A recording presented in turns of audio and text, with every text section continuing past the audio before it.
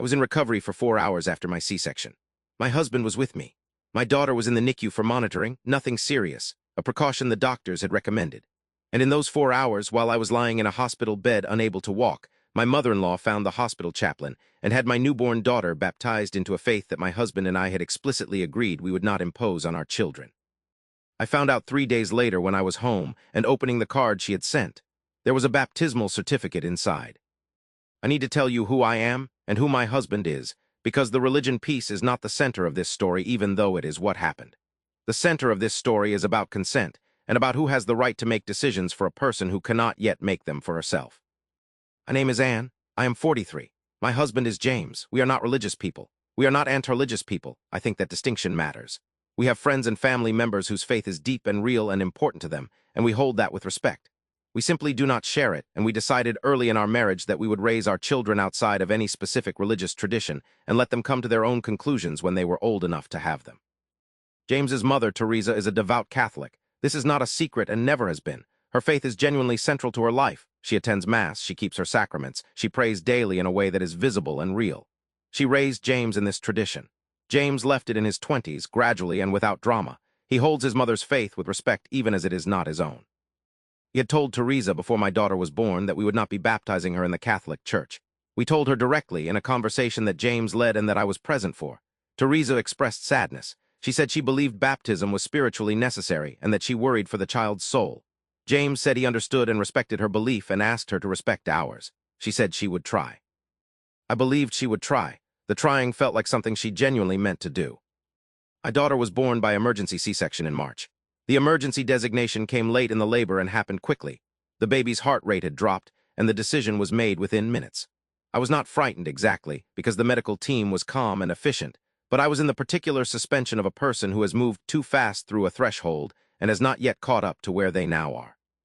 Teresa was in the waiting area. She had driven 2 hours to be there. This was expected. We had said she could come, that she could be there for the birth. She was present in the way we had agreed to. Surgery went well. My daughter was born healthy. She was brought to the NICU as a precaution because her oxygen levels had been lower than optimal during the delivery, and the pediatrician wanted a few hours of monitoring. James stayed with me in recovery. We did not ask anyone to go to the NICU because the doctors had said it was monitoring only and we would see her soon. Riza in the waiting room heard that the baby was in the NICU. She interpreted this, or chose to interpret it, as a crisis. She found the hospital chaplain. I do not know exactly what she said to him, but the chaplain later told James that he understood the infant's life to be in danger and that a family member had requested the sacrament of emergency baptism. The chaplain performed the baptism. He believed he was responding to an emergency. He was acting within his role in good faith. Riza had engineered the situation that made the emergency baptism possible. She had not been asked to. She had not told James. She had not told me. She made the decision for my daughter while I was 4 hours into post-surgical recovery and my husband was holding my hand. The card arrived 3 days after we came home. The baptismal certificate was tucked inside with a short note in Teresa's handwriting. The note said, "She is protected now. I could not let her come into the world without that. Please understand it was love." I read the note and I sat for a long time. My daughter was in my arms. She was 3 days old and entirely unaware of the paperwork that had been generated on her behalf. James took the card and read it and went into the garage and was in there for about 20 minutes. When he came back, he was calm in the way of someone who has made a decision. He called his mother. I stayed in the living room and I heard his voice, steady, low, the tone he uses when he is most serious, for about 30 minutes. I heard him say the word consent several times. I heard him say this was not your decision. I heard him say she is our daughter. Here is what I want to say about the baptism itself, separate from everything surrounding it. A ceremony, a document, holy water. These things did not change my daughter. She is mine. She is James's. She will grow up in the family we are building with the values we hold, and she will make her own choices about faith and meaning and the questions that don't have easy answers. What Teresa did was, in a spiritual sense, a gesture, a symbol of her love and her fear, a thing she needed to do for her own peace. What I cannot accept and have never accepted is that she did it without us, that she used my body's recovery as the window she needed, that she calculated, consciously or not, that 4 hours of my incapacity was the opportunity available to her. When James finished the call, I asked him what she had said. He said she had apologized, that she knew she had done something she wasn't supposed to do.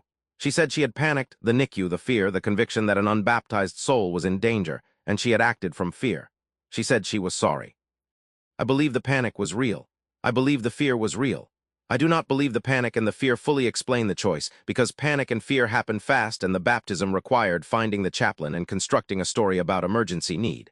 That takes more than a moment. He came to see us 2 weeks later. She held my daughter. She cried. I watched her cry and I felt, mixed together in a way I am still untangling, anger and pity and the specific exhaustion of a woman who has recently given birth and is now also managing someone else's emotions about that birth. I told her, I know you love her. I know this came from love, and you do not get to make decisions for her. Not about her faith, not about her body, not about what she belongs to. Those decisions are ours until she can make them herself. Teresa said, I understand. I do not know how fully she understood. I know she heard me. I know the visit ended with more warmth than I expected, and that my daughter looked at her great-grandmother with the absolute indifference of a newborn who has not yet organized the world into people who did or did not respect her parents' wishes. The baptismal certificate is in a box in our closet. I have not destroyed it. It happened. It is a document of what happened. One day my daughter will be old enough to know the full story and she will hold it with whatever she makes of it, a curiosity, a point of connection with a great-grandmother who loved her fiercely and imperfectly, a piece of her own complicated history. She is 2 now. She is currently going through a phase where she believes that everything belongs to her, including things that do not belong to her. I watch this and I think, yes, you understand ownership instinctively. You know what's yours. Keep it your whole life. It will come in useful.